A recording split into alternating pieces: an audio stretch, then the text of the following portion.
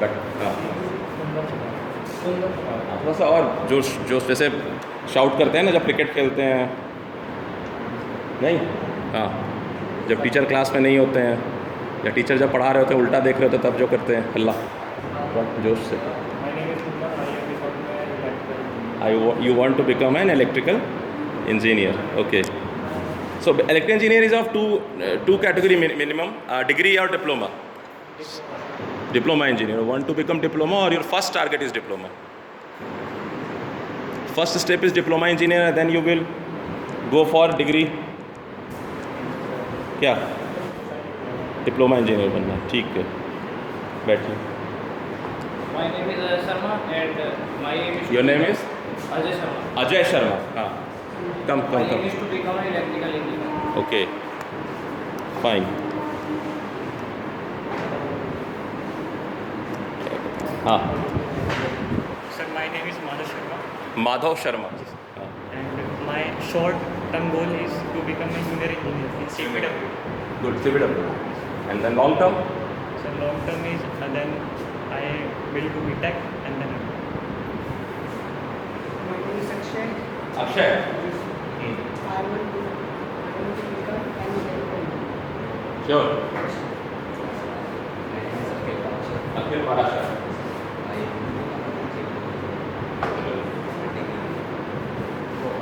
My name is Anish, Anish. Anish, My goal is to take up placement and sir, my long-term goal is to be a IAS officer, very good, thank you. हाँ, My name is Anup Kumar Jha. थोड़ा सा loud and clear, थोड़ा सा loud and clear, आराम से बोलिए, loud and clear. My name is Anup Kumar Jha. Amit Upadhyay, Amit Upadhyay, Aman Kumar Jha. Amit, Aman Kumar Jha. Aman Kumar Jha, clear बोले ना, my name is Aman Kumar Jha. I want to become an entrepreneur. Entrepreneur, it is entrepreneur, entrepreneur लिखते हैं ई, पढ़ते हैं ओ। हाँ, My name is Abhishek Kumar Jha. Abhishek Kumar Jha, हाँ, anything else? Abhishek Kumar, anything else? want to become Teacher. teacher? हाँ, what you want to become? भविष्य में क्या बनना चाहते हैं? आप क्या करना चाहते हो? Electrical engineering.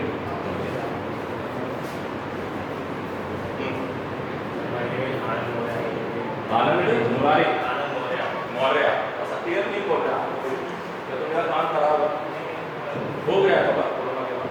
हाँ, Anand Maurya, become an electrical.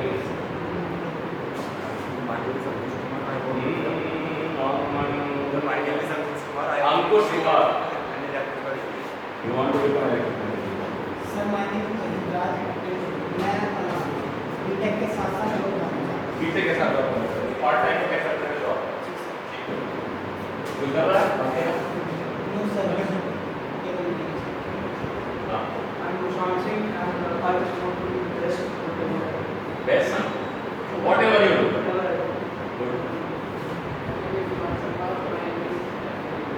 My name is My aim is to become an electrician. My aim is to become. To become. To be. Yes. My name is Lalit Kumar and my Narendra Kumar. Lalit Kumar. Lalit Kumar. My aim is to become an electrical engineer. To become an electrical engineer. So my name is Gopal Yadav. My aim is electrical engineer. To become. To become. That is loud and clear. My name is Mukesh Patel. My aim is electrical engineer. To become an electrical engineer.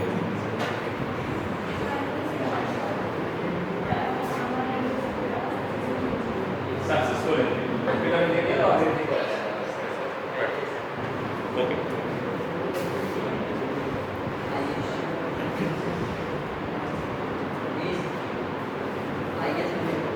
So my name is S.K. Manas and I wanted to become a electrical engineer, so I become.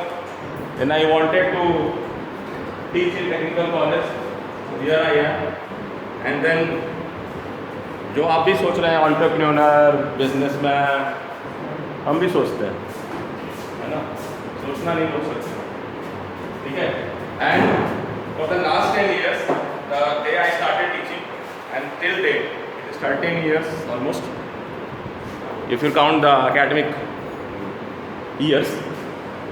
But what I see myself, what I was knowing in last 13 years, before 13 years, and today, a lot of changes. So my first aim is to constantly update, not the current things. So many things we have not been taught even in the class. Okay, so I am updating myself all the time. And my second most important aim is to simplify the things, to go to the layman language, भाई यहाँ तक जाए कि भाई बिल्कुल जो non technical उसको समझ में आ जाए. But again, 39 lectures is a very compact time. 39 lectures means you cannot move left or right, you have to run straight. ठीक है? Syllabus is not big, but the effect is very big. Measurement subject है ये. Subject का नाम है electrical and electronic measurement.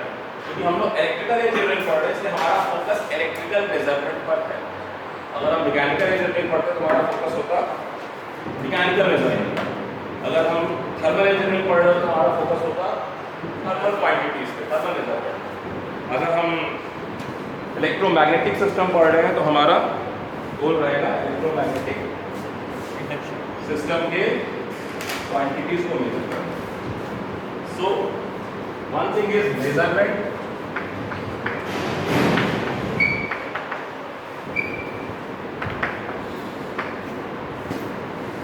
है ना?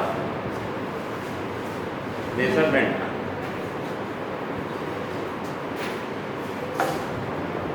so when you will measure, when a person measure things,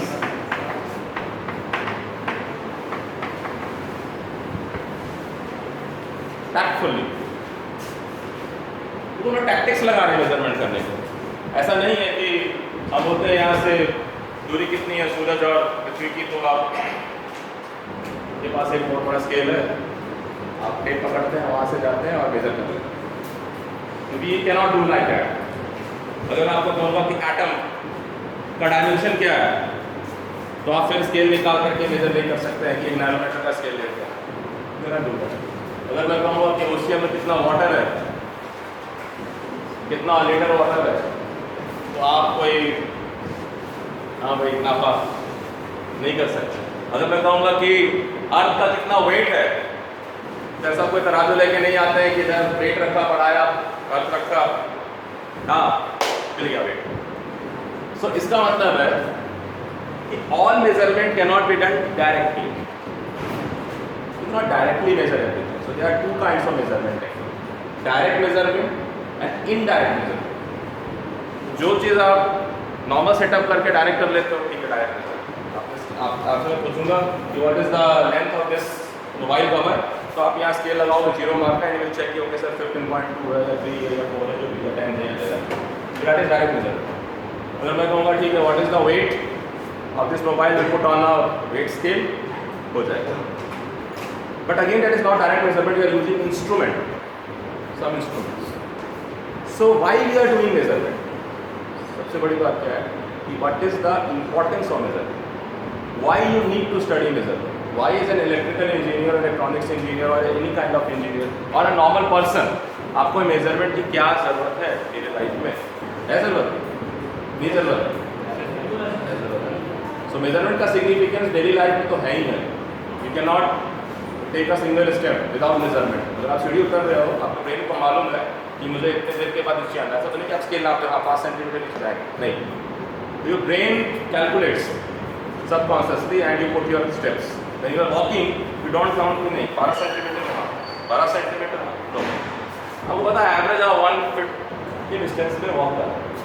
सो कुछ चीज़ें जो हम प्रोग्राम्ड है, बट उससे हमारी लाइफ जो है वो नॉर्मल चीज़ों में तैयार है. और अगर हम कुछ डिज़ाइन करना चाहते हैं, कुछ कंट्रोल करना चाहते हैं, कुछ डेवलप करना चाहते हैं, then we have to do conscious measurement. हमें पता होना चाहिए कि मेजरमेंट कर रहे हैं. हमें उसे न्यूमेरिकल वैल्यू देना पड़ेगा. We have to assign certain number to it. बिना नंबर असाइन किए हम माइंड में फिगर आउट नहीं कर सकते. सो मैं कहूँगा भाई कि इसका वजन ज़्यादा है, इसका कम है, तो आप बोलोगे ज़्यादा कम क्या, या तो आप देख के बोलोगे. लेकिन मैं कहूँगा देखो एक का वजन 50 kg, एक का 45 है, तो आपको एक परसेप्शन बन गया है कि 45 kg का मतलब कितना हो सकता है, 50 kg का मतलब, तो एक अनुभव तक का. तो यूनिट्स या वैल्यूज के लेवल तक आप अनुभव कर सकते हैं. वहाँ तक आप कंपैरिजन में जीते हैं, वहाँ तक आप कंट्रोल करते हैं, समझते हैं. एक सर्टेन वैल्यू का आप अनुभव नहीं करते हैं, ठीक है, बट आप एक्सेप्ट कर लेते हैं. सो मैं कहूँगा कि भाई जो क्या होता है मोल, 1 मोल ऑफ एटम्स होता है 6.23, नहीं अगर नंबर 6.23 इन 10 पावर 23 एटम्स. तो 10 द पावर 23 आप 23 zeros है, but you cannot have a perception what is actually 10 power 23 means. You can understand that it is very big, but हो सकता है कि मुट्ठी भर सैंड 10 the power 23 हो पार्टिकल्स, मे बी, है ना. सो इसका मतलब है कि आप एक एस्टिमेट करते हैं देख करके कि भाई ये इस रेंज में जा रहा है, बहुत हाई ऑर्डर में जा रहा है. रिकॉर्ड हो रहा नहीं हो रहा?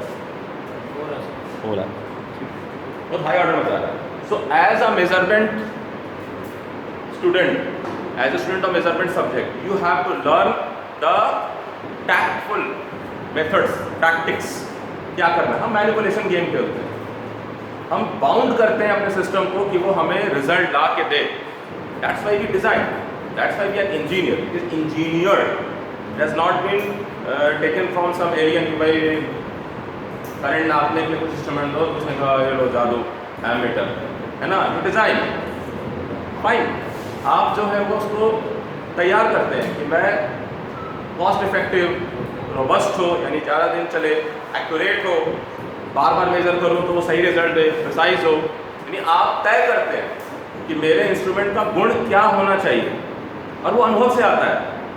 आपको अगर एरर के बारे में ज्ञान ही नहीं है, मान लीजिए ऐसा इंस्ट्रूमेंट बना ही नहीं जिसमें कभी एरर होता है, तो एरर का चैप्टर फाड़ के फेंक देंगे हम. भाई हमारी दुनिया में एरर लेस इंस्ट्रूमेंट्स. बट हमें पता है कि जो हम मेज़र करते हैं उसमें कुछ वैल्यूज़ में फ़र्क रहता है. So we have to understand कि भाई व्हाट इज़ एरर, उसका क्या सिग्निफिकेंस है, वो कितना इम्पैक्ट कर सकता है मेजरमेंट. अब एरर अगर है कि आपका वेट 50 kg और 50 kg पे सिलेक्शन होना है, या कि भाई जेई बनने के लिए आपका वेट भी सिलेक्शन होता है, भाई कि आई टेस्ट होता है, वेट होता है, ऐसा नहीं कि 15 किलो का एक बच्चा है तो भाई वो नहीं ठीक है, तो कहेंगे नहीं नॉर्म्स है. और मान लो इंस्ट्रूमेंट मेजर करते समय आपको 35 दिखा दे, 38 दिखा दे, क्या होगा, वो आपको सेलेक्ट करने में रिजेक्ट कर देगा. तो रिलायबिलिटी ऑफ इंस्ट्रूमेंट भी इंपॉर्टेंट है कि भाई ये इंस्ट्रूमेंट रिलायबल है, इसके मेजरमेंट से हम डिसीजंस ले सकते हैं, we can go on further. So every inch of our life is being affected by measurement. ओहो 8:30 से क्लास, भाई सर आ जाएंगे 8:30 बजे, आ जाते यार, पहला दिन चलते हैं, पहले देखते हैं. तो यू आर मेजरिंग, कितने घंटे की क्लास होगी, 2 घंटे, 2 घंटे की थोड़ा लंबा समय, पहला दिन एक पीरियड होना चाहिए. So you are actually measuring, है ना. अरे 8-10 हो गया, मुझे तो आधा घंटा लगेगा जाने में, 10 मिनट लेट हो जाऊँगा. सो यू आर मेजरिंग, है ना. भाई बाल कटा दे थोड़ा सा, और रणवीर के स्टाइल में छोटा वाला हुआ, you are measuring. But you are actually not quantitatively, qualitatively में मेजरमेंट कर रहे हैं. चाय में चीनी कम है, तो थोड़ी सी शक्कर दे दो, कभी आप बताओ कि ½ टीस्पून दे दो, कभी आप थोड़ा सा और दे दो. ये थोड़ा सा दे रहे हैं, ये qualitative talk. We are not assigning numerical value, अंदाज. बट जब हम न्यूमेरिकल वैल्यू लगा देंगे, जब आपको मैं कहूँगा नहीं चाय बनाना है, कैसे बनाते हो, बोले sir take 1 cup of tea. So what is 1 cup, बोले sir 300 ml. So 200 ml water लीजिए या 100 ml मिल्क लीजिए, या आप अपने टेस्ट के हिसाब से वेरी कर लीजिएगा. Then 1 teaspoonful of sugar, then half of 3/4 teaspoonful of tea leaf, then ये कोरिएंडर, ये सब ठीक हो गया, ठीक है. So it is a measurement. जो आपकी मशीन है, मशीन जो चाय बनाती है हर बार एक ही टेस्ट का बनाती है, बिल्कुल बेकार, ठीक है. तो आप जब घर बनाते हैं तो उसका स्वाद अलग आता है, because you change some time things. थोड़ा सा आज थोड़ा सा गाढ़ा कर लेते हैं, थोड़ा हल्की चाय पीते हैं, थोड़ा मीठा करते हैं, तो वेरिएशन है. तो हम अगर आज जो मशीन पे चाय बना रहे हैं, क्लिक किया सबको एक ही टेस्ट मिल रहा है. But suppose I can customize, इन्हें थोड़ा सा चीनी कम रखना, तो उसको पता है कि कम का मतलब आपका कम क्या है, मेरे कम का मतलब 2 चम्मच है, आपके कम का मतलब 1 चम्मच है. So that instrument will become a smart machine because he can respond interactively. You can talk. अभी आप प्रेस करते हो, सेलेक्ट करते हो, मोड चेक करते हो, फिर प्रेस करते हो, एक कप फ्री होता है. आप गए चाय बनाओ, एक कप मशीन. इस बार थोड़ा सा स्ट्रॉन्ग टी रखना. So he will recognize what strong means for you. That is a smart machine. Machine डम मशीन भी हो सकता है, मशीन स्मार्ट भी हो सकता है. फैन इज डम मशीन, चला दिया चल रहा है. अभी इसको कम करना है तो आपको रेगुलेटर जाके कंट्रोल करना पड़ेगा. ठीक है. उसी तरह से इंस्ट्रूमेंट्स स्मार्ट भी हो सकते हैं, डम भी हो सकते हैं. अभी तक डम इंस्ट्रूमेंट्स जैसे पैसिव काम कर रहे हैं, अब वो एक्टिव पार्टिसिपेशन कर सकते हैं. वो आपको बता सकते हैं भाई कि आपका बिजली का खर्च ज़्यादा हो रहा है, आप जो है आज पंखा 2 घंटे एक्स्ट्रा चला के चले गए जबकि कोई रूम में नहीं था. I have seen, I have a camera, so there was nobody in the room, so stop that wasting of energy. ठीक है. तो स्मार्ट मशीन हो जाएगा. हाँ, डे 1 ये बात शुरू हो गई. बात करने वाले बच्चे क्या बात कर रहे हो? क्या बात कर रहे हो? I am here. Why you are talking? कुछ असाइनमेंट सबमिट कर रहा है आज ये थर्ड सेमेस्टर का. ये वही शुरू हो जाता है, प्रैक्टिकल लिखना, असाइनमेंट लिखना. मिला है क्या असाइनमेंट कुछ? नहीं ना. स्टार्ट असाइनमेंट मिल गया हो. बातें नहीं करो. हाँ, यू आर ऑलरेडी इन. तो कम. ठीक है. सो ये smart instrument, dumb instrument. Then we have different quantities in our world, analog and digital. Analog and digital. Analog means something varying continuously and having lot of values. जैसे हम बोलेंगे तो lot of values. Waves of water is analog. ऐसा नहीं कि fixed wave आता रहेगा. But digital means हम digitize कर देंगे. Certain selected value में वो signal travel करेगा. So any system जो analog quantity से deal कर रहा है, it is an analog system, analog instrument. Any system which is dealing with digital quantity or digital signal is a digital system. Okay? So you all daily life में भी आप analogue और digital बात करते हैं. मैं कहूँगा इधर आना तो मैं बोल के बोल रहा हूँ, अब मैं ऐसे कहूँगा. It is a one signal, ऐसे कहूँगा. ये डिस्क्रीट सिग्नल है. सिर्फ ऐसे कह दिया मतलब जस्ट स्टॉप, इधर का तो बुला. तो हम अगर तोड़ के सिग्नल भेज रहे हैं, इट इज़ डिस्क्रीट सिग्नल. अगर कॉन्टिन्यूसली बात करते हुए बोल रहे हैं, इट इज़ एनालॉग सिग्नल. तो इस तरह से करके इंस्ट्रूमेंट, पहले के इंस्ट्रूमेंट एनालॉग थे, अब के इंस्ट्रूमेंट डिजिटल. जो भी चीज़ आप वॉच लगा रहे हैं, डिस्प्ले जितने भी है सब डिजिटल डिवाइसेस हैं. मोबाइल आपका डिजिटल है. तो आप एज अ लेमैन समझ सकते हैं, बट आपको एज अ इंजीनियर समझना जरूरी है आने वाले समय में कि डिजिटल का मतलब है क्या. ठीक है. उसके बाद इंस्ट्रूमेंट हो सकते हैं एक्टिव एंड पैसिव. आप लोगों ने बेसिक इलेक्ट्रॉनिक्स पढ़ लिया है. Yes, sir. सो आपने एक्टिव और पैसिव डिवाइसेस पढ़े होंगे. पढ़ा? यस सर बोल रहे लेकिन कोई बोल नहीं रहा. एक्टिव डिवाइस पैसिव है नहीं उसमें. नाम है सिलेबस. किस चैप्टर में है? पहले में ही है. Semiconductor physics. सेमीकंडक्टर फिजिक्स में active and passive devices. Sure. Syllabus basic electronics syllabus I have a doubt. Sir, but है? Let's show me. Sir syllabus है यार. हाँ? था नहीं active passive. Active passive word नहीं होगा. नहीं सर, सिलेबस में नहीं था. नहीं था. घर से दे रखा था. बुक में देगा. मैं सिलेबस की बात कर रहा हूँ. नहीं होगा. नहीं सर. तो राज की बात है, वो सिलेबस मैंने बनाया तो इसलिए मुझे डाउट था. एक्टिव पैसिव नहीं पता है उसमें रिक्वायर्ड नहीं था. बट स्टिल आपने डायोड पढ़ा होगा, आपने ट्रांजिस्टर पढ़ा होगा, आपने रजिस्टर, इंडक्टर, कैपेसिटर. हाँ, नाम तो सुना होगा. क्या होता है रजिस्टर?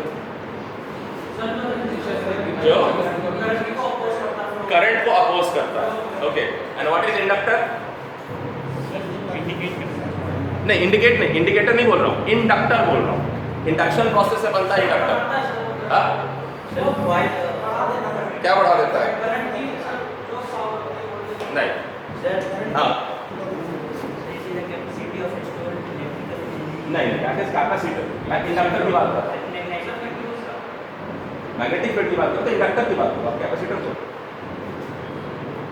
चलो अभी आप सर्किट थ्योरी में पढ़ोगे. अभी सर्किट थ्योरी में आप पढ़ोगे. हाँ, अपोज तो कर रहा है, बट अपोजिशन दो चीज को अपोज करता है. एक होता होता है मैग्नीट्यूड को अपोज करना, इंडक्टर डायरेक्शन को भी अपोज करता है।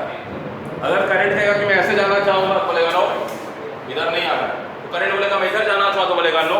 तो करंट बोलेगा मैं क्या करूँ, इधर जाऊँ या इधर जाऊँ, बोलेगा तुम जिधर जाना उधर जाओ, मैं तुम्हें रोकूंगा तुम तरफ से, तुम जा सकते हो तो जाओ। That is inductor. रजिस्टर बोलेगा इधर से आ रहे हो, ठीक है भाई, फिक्स रेजिस्टेंस ऑफर कर रहा हूँ, इधर जाना उधर जाना, मैग्नीट्यूड को सिर्फ रोक रहा हूँ, डायरेक्शन को नहीं, जाना जाओ कोई दिक्कत नहीं। लेकिन इंडक्टर बोलेगा डायरेक्शन में रोकूंगा, मैं अपोज करूंगा फोर्स लगा कर उल्टा डायरेक्शन। तो that is inductor. Now what is capacitor? Electrostatic bucket. You carry charge, you fill the charge and you carry, you put the lid कि बाहर नहीं निकल जाए. It is a bucket. जो capacitor means have a capacity to store charge. तो electrical circuit में आप पढ़ोगे। तो हम जो इलेक्ट्रॉनिक्स में पढ़ते हैं वो पढ़ते हैं कंपोनेंट्स। जब हम सर्किट थ्योरी पढ़ते हैं तो हम पढ़ते हैं प्रॉपर्टीज। यानी आप यहाँ पढ़ोगे रेजिस्टेंस, इंडक्टेंस, कैपेसिटेंस, ये तो बुनियादी है। रेजिस्टेंस पढ़ा होगा अगर आपने ओम्स लॉ सुना है ओम्स लॉ? Yes, sir. क्या होता है Ohm's law? V directly proportional to I. हाँ, V directly proportional to I. V is directly proportional to R हो जाएगा, I R नहीं, या I हो जाएगा, क्या होना चाहिए? I के प्रोपोर्शनल या R के? I के proportional, provided R is a constant. Directly proportional मतलब समानुपात में बढ़ता है। जब हम करंट बढ़ाएंगे तो वोल्टेज ड्रॉप में बढ़ेगा, या वोल्टेज बढ़ाएंगे तो करंट भी बढ़ेगा, है ना? ठीक है। सो और कुछ नहीं कर सकता रजिस्टर कहेगा देखो इतना वोल्टेज दोगे इतना करंट ऑफर करूंगा। लेकिन ट्रांजिस्टर बोलेगा कि देखो मुझे तुम एक स्मॉल सिग्नल भेजोगे ना इधर मेरे इनपुट साइड पे, उधर मैं इसको पावरफुल बना के एम्पलीफाइड सिग्नल भेजूंगा लार्ज। तुम मुझे स्मॉल सिग्नल दो मैं तुम्हें लार्ज सिग्नल दूंगा, तुम मुझे फोन दो मैं तुम्हें आज़ादी दूंगा, तुम मुझे स्मॉल सिग्नल दो मैं तुम्हें पावर सिग्नल दूंगा। Transistor as an amplifier, transistor का ऐसा स्विच भी है जो मैं बात कर रहा हूँ। Transistor working as a amplifiers, it amplifies the signal, the magnitude of the signal or the power of the signal. हाँ, हम बढ़ा सकते हैं, हम घटा भी सकते हैं। घटाना क्यों चाह रहे हो? हाँ, that is different word, that is attenuator. वो सिग्नल को अटेन्यूएट करेगा, बट नॉइस को घटाते हैं। हम शोर को कम करते हैं, अच्छी चीज़ों को नहीं घटाते। यार ये अच्छा बोल रहा है तो कम करते हो, जो हल्ला मचाने वाला ये करते हो, है ना? We avoid noise. So attenuation अलग चीज़ है, बट मैं एम्पलीफायर की बात कर रहा हूँ। So what happened कि जब आप स्मॉल सिग्नल भेजते हो तो how it energy can neither be created can not be destroyed, ऐसा तो कुछ कहा है साइंटिस्ट ने। तो जब स्मॉल सिग्नल आ रहा है तो स्मॉल एनर्जी के साथ आ रहा है। तो how the transistor acting as amplifier will amplify the signal, it means it is adding it some energy to it. Boost is the secret of high energy. जैसे दूध मिला से बूस्ट मिलाया, बॉर्नविटा मिलाया ना, तो ऐसे दिखाता है बच्चा जो एकदम हाँ तब। सो ट्रांजिस्टर जब आप काम करते थे, अगर आपने सर्किट पढ़ा है तो आपको ट्रांजिस्टर को सबसे पहले सिग्नल देने से ही पहले एक डीसी बैटरी से, डीसी सर्किट से कनेक्ट करना पड़ता। एक बैटरी से, VCC लिखते होंगे सर अगर पढ़ा होंगे आपको। So that is the source of energy that activates the transistor. उसने ट्रांजिस्टर को एक्टिवेट कर दिया कि नाउ यू आर रेडी। अब जो स्मॉल सिग्नल आएगा, so tap the energy from me, add to that AC signal and amplify. बात समझ लो क्या कह रहा हूँ? थोड़ा सा एसी सिग्नल, बहुत सारा डीसी का एनर्जी एसी सिग्नल में डाला, एसी सिग्नल एक्सपैंड कर गया। So that device which participates in the signal processing, just not react, ठीक है ऐसा है तो ऐसा भेज दिया, ऐसा है तो ऐसा कर दिया, that is the active device. Active जैसे पैसिव और active teacher. Passive teacher will come, okay good morning, open your book, okay write down. So you'll be writing on the time in the board and this book. डालो, फिर आपने डाल लिया। That is passive. He is not putting his energy inside the subject. He is not putting his emotions in that subject. He is not interacting. So that is the passive teaching. Now active teaching will come. He will try to ignite you. He will try to put something which is not in the book. है ना? He will take questions. So that is active. Means he is giving from his side. But again he is getting from somewhere. Something he will be creating inside, but also is getting a lot of things from library or internet, Google Baba. So इसी तरह से वो device जो कुछ energy source से energy लेता है और फिर जो सिग्नल प्रोसेसिंग करना है उसमें वो ऐड कर देता है, वो एक्टिव डिवाइस। तो डायोड एक्टिव डिवाइस नहीं है, लेकिन लिख देते हैं डायोड को active device. It is just responding like a resistor, it is like a bulb. Diode is a one way device, इधर से करंट जाता है जाएगा, उधर से वापस आएगा, रुक जाओ वापस जाओ, ऐसा देखा है ना डायोड में। Yes, sir. But transistor is a active device. Inductor, resistor, capacitor are passive device. So inductor से ही बनता है ट्रांसफार्मर। ट्रांसफार्मर क्या, दो कॉइल लगा दिया, it is inductor coupled together, it is also a passive device. अभी ट्रांसफार्मर पढ़ के लगेगा, कोई सवाल पूछ देगा इंटरव्यू में कि ट्रांसफार्मर को देखो वोल्टेज को बढ़ा देता है, ट्रांजिस्टर भी वोल्टेज को एम्पलीफाई कर देता है, तो आप बोलोगे yes. There is difference, transformer step up करता है बट ट्रांजिस्टर एम्पलीफाई करता है।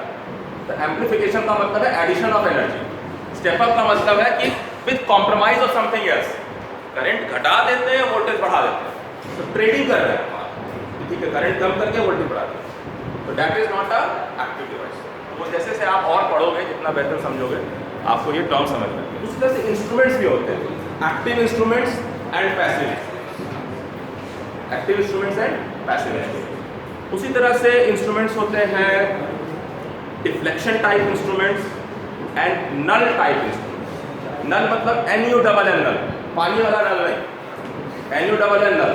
अगर आपने 10th क्लास में एक्सपेरिमेंट किया होगा इलेक्ट्रिसिटी पे, तो एक बीट स्टोन ब्रिज का एक्सपेरिमेंट होता है, किसी ने सुना है? Somebody 12th में किया है, 10th में किया है? 12th में नहीं है सर, पढ़ा है बीट पढ़ा है ना, बीट स्टोन ब्रिज 10th में भी आ गया इसमें बोलो। 10th में नहीं आया, अलग से पढ़ा। 12th में Wheatstone bridge, Wheatstone bridge थोड़ा सा अजीब सा नाम है, ऐसा लगता है इसमें गेहूँ है, स्टोन मतलब पत्थर है, ब्रिज मतलब पुल है, तो ठीक है जो भी है। तो अलग पॉइंट जी ने बता भी दिया, हम लोग बचपन में गेहूँ पत्थर पुल ही बोलते थे कॉपी में, लेकिन उन्होंने बता भी दिया कि भाई गेहूँ पत्थर पुल, ठीक है। वो बीट स्टोन ब्रिज साइंटिस्ट के नाम पे है। ब्रिज सर्किट एक तरह का सर्किट है, वो बताएंगे। उसमें क्या होता है कि हम रेजिस्टेंस फाइंड आउट करते हैं, जैसे कोई अननोन रजिस्टर, उसका रेजिस्टेंस फाइंड आउट करना है। तो एक चीज़ होता है कि भाई आपने एक इंस्ट्रूमेंट लगाया रजिस्टर के अक्रॉस, आई टू शो कि ये वैल्यू है इतना ओम। वहाँ वो नहीं होता है, वहाँ क्या करते हैं, वहाँ हम एक सेटअप बनाते हैं जिसमें कि हमारे पास फ्रीडम होता है, एक लंबा सा तार होता है, प्लेट होता है, जिसमें हम सर्च करते हैं ऐसा पॉइंट जहाँ पे गैल्वेनोमीटर डिवाइस होती है जो डिफ्लेक्शन 0 पे आती है। तो नल टाइप इंस्ट्रूमेंट का अपना फ़ायदा है, that is precise instrument, standard instrument. तो वो इंस्ट्रूमेंट जो 0 डिफ्लेक्शन पर कोई मेजरमेंट हम जिससे लें, मतलब कोई खास डिवाइस जब 0 डिफ्लेक्शन करता है तो हमें अननोन वैल्यू पता चले, that is null type instrument. Deflection type instrument है कि डायरेक्टली स्टेट, जैसे आप अभी वोल्ट मीटर जाओगे घर पे देखोगे कहीं भी, आप उसको ऑन करते हो, स्विच से लगा हुआ है, इट विल जस्ट शो कि 250 वोल्ट आ रहा है, अगर टाटा पावर का सप्लाई है तो आप होगा 250 वोल्ट। तो that is a deflection type, deflect किया पॉइंटर, डिफ्लेक्शन। डिस्प्ले टाइप, सारे इलेक्ट्रॉनिक डिवाइस आ गए तो सीधा डिस्प्ले कर देते, जैसे कि आप सामान पहले मार्केट में जब तराजू से खरीदते थे जिसमें कांटा होता था pointer, it was like a deflection type, कुछ इधर डिफ्लेक्ट करता था, उधर ज़्यादा वजन होता था, अगर वो वेट की तरफ कर रहा है यानी भी इधर सामान कम, सामान की तरफ कर रहा है तो सामान ज़्यादा, ऐसा होता नहीं है। So that is deflection type instrument, ठीक है। And finally there is come don't need to ask, just come when the class starts, come, but come from back side, okay। So instrument है primary instruments and secondary instruments, primary instruments and secondary instruments। primary instruments वो होते हैं जो हम किसी physical laboratory में रखते हैं बहुत सर्टेन कंडीशंस में, और उसके यूज से हम दूसरे इंस्ट्रूमेंट को कैलिब्रेट करते हैं, मतलब तैयार करते हैं, एक स्टैंडर्ड हम मेंटेन करते हैं जो टेम्परेचर प्रेशर से अफेक्ट ना हो, क्योंकि आप जो डिवाइस घर में लाकर यूज़ करेंगे, लैब में यूज़ करेंगे, वो एम्बिएंट कंडीशन के कारण ही अलग अलग टेम्परेचर प्रेशर के कारण it will behave with some error. So जब हम उसको बना रहे हैं उसको हम कैलिब्रेट करते हैं, यानी उसको परफेक्ट करते हैं, एक्यूरेट करते हैं, बट जब वो यूज़ हो रहा है मार्केट में तो it will has to work in that conditions. तो those are secondary instrument, prime मतलब प्रधान, सेकेंडरी मतलब जो बाद में। तो सेकेंडरी इंस्ट्रूमेंट का यूज़ इसलिए है कि वो थोड़ा सस्ता है, उसको हमने लैब में लगा दिया, ऐसे ही अपने घर में लगा दिया, उसको रोज़ हम जाकर उस कंडीशन में नहीं रखते हैं। लेकिन जो इंस्ट्रूमेंट से हम कैलिब्रेट करते हैं, यानी उसको हम कंपेयर करके सेट करते हैं, वो हम कंडीशन इन्वॉल्व करें। जैसे आपने लेंथ का पढ़ा होगा कि एक खास लेंथ है जिसको कि एक खास लेबोरेटरी में खास टेम्परेचर प्रेशर कंडीशन में रखा गया है ताकि वो ना बढ़े ना घटे, क्योंकि भाई अगर आप हॉट कंडीशन में रखोगे तो फिर ग्रो बाई लेंथ थोड़ा सा एक्सपेंड कर जाएगा या श्रिंक कर जाएगा कोल्ड रीजन। तो इसलिए वो स्टैंडर्ड हो गया। स्टैंडर्ड के अगेंस्ट हम नापते हैं। जैसे आप क्लास कर रहे हो तो क्लास में जो बच्चा बिल्कुल टॉप कर रहा है या मोस्ट एक आइडियल स्टूडेंट निकल के आएगा, फिर टीचर क्या करते हैं उसी के हिसाब से स्टैंडर्ड नापते सबका। वो देखो ये तो अच्छा करता है, तुम नहीं अच्छा करते, that is standard line. He will start comparing. घर में भी होता है, घर में अगर 2 बच्चे हैं 3 बच्चे हैं तो एक अगर बहुत अच्छा कर रहा है तो उसको देखो, अपने भाई को देखो या बहन को देखो। तो what parents do, they standardize, they make them ideal, जबकि आइडियल नहीं है, हो सकता है उसमें भी कमी हो, but for that particular family that children is performing better than everyone else, optimum or up to the mark, so he become the ideal, so he become the standard। अब उससे ही सबको नापते हैं। कहीं पड़ोस का बच्चा निकल के तो और मुश्किल हो जाएगा, उसी को बार बार देखना, उसको देखो फर्स्ट आ रहा है, उसको देखो हार्वर्ड में डिप्लोमा कर रहा है, ठीक है तुम भी कुछ करो, ऐसा भी होता है। सो जब आप कहेंगे, आप क्या बोलेंगे, why you are comparing, don't compare. So जब आप इसको स्टैंडर्ड नापते हो, बना लेते हो, तो आप उसी से बाकी चीज़ को क्या करते हो, compare. So measurement means comparing, basically we are comparing. Slowly हम भूल जाते हैं कंपेयर कर। जैसे हमने कहा भाई ये चीज़ 5 मीटर लेंथ है, मान लीजिए कमरे की लंबाई 5 मीटर से, 5 मीटर मतलब कि 5 से 15 फीट ज़्यादा ही है, 10 मीटर है ये, मान लीजिए 30 फुट होगा। सो अब मैंने किसके कंपैरिजन में नापा, मैंने नापा कि देखो वो जो लैब में 1 मीटर का स्केल रखा हुआ है ना, उसका लेंथ ध्यान आ रहा है, बोलोगे हाँ, उसी के आसपास का ये लेंथ है जो मेरा टेप है, इसको 30 टाइम्स बढ़ा दो। So what I am doing, I am actually comparing. So when I will compare I have to put numerical quantity कि भाई वो तो 1 मीटर है, अब कोई उससे 30 टाइम्स ज़्यादा लंबा है तो मैं कहूँगा 30 मीटर। अगर मैं कहूँगा कि भाई 5 किलो का दूध का पैकेट है ये, मदर डेयरी का 5 किलो का दूध का पैकेट आएगा, कैसे लेके आओगे घर?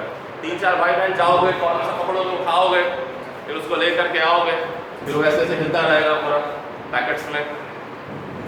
नहीं लाते ना, 5 किलो का लाते हो, 2 किलो का देखा पैकेट, 2 किलो का। So why half kg and why 1 kg, not 5 kg and 10 kg का पैकेट। ये बोरा ऐसा लेके आगे ऐसे रख दिया और वो ऐसे डोल रहा है। So we are designing those packets, we are creating chunks, we are creating units कि ये manageable है। अगर कोई पैकेट डैमेज भी हो गया तो लॉस होगा हाफ kg का, अगर 5 kg का पैकेट डैमेज हुआ तो 5 kg का लॉस होगा। So this is design, we are all doing deliberately। अगर मैं पार्ले जी का फैक्ट्री चलाऊँ, है ना, और मेरा बिस्किट जो हो इतना बड़ा स्लैब हो, इतना थिक, तो तुम